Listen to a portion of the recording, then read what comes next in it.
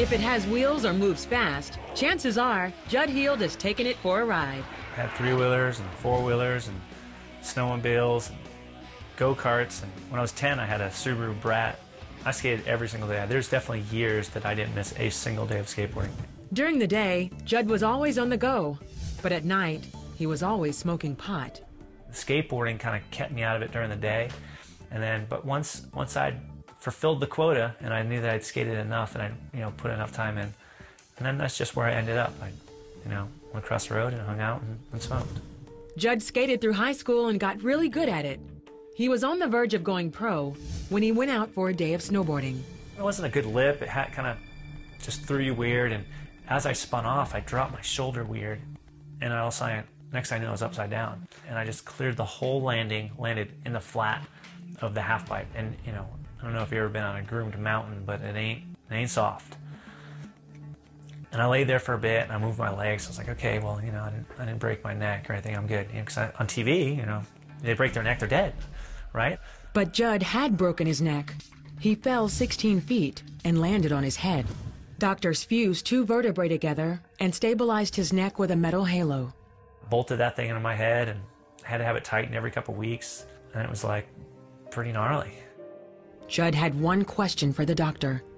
I was like, well, can I skate again?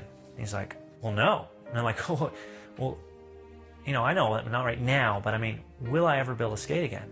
He's like, look, things are gonna be slow in the next couple months. I don't know. And so at that point, it was like someone just told me my mom died. I cried the whole way home. After several months in the halo, Judd's neck wasn't healing. It was actually getting worse.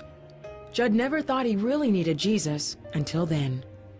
In his desperation, he prayed. I just, appealed to the Lord, and I knew through my mom and seeing my mom pray and, in petition and prayer, seeking the Lord, that, God did answer prayer. And so I knew that, and I saw that in her life, and I saw that played out in her life. And I'd seen the Lord answer prayers before. Lord, I want to be right again, and I know that you can do that. And will you heal me? Will you make me right so that I can build a skateboard again? And so I just kind of put it all in his hands, and, Lord, if you want this to happen, you got to make it happen. Judd recovered in a matter of weeks. Witnessing his own amazing healing made him think a lot about his lifestyle.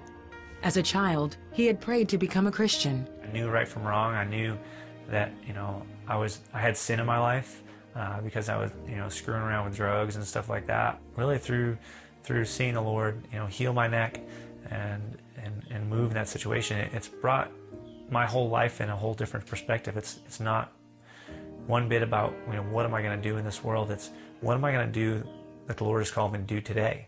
Soon, Judd was living his life for God and skating again.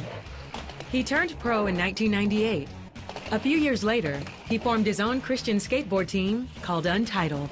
What we're trying to do with Untitled is just to be there consistently so they can look into the skate culture and see, man, there are guys who are standing up for the Lord, and my grandma's saying this, or my mom's saying this, or maybe it's their dad, or whoever it is in their life saying they need the Lord.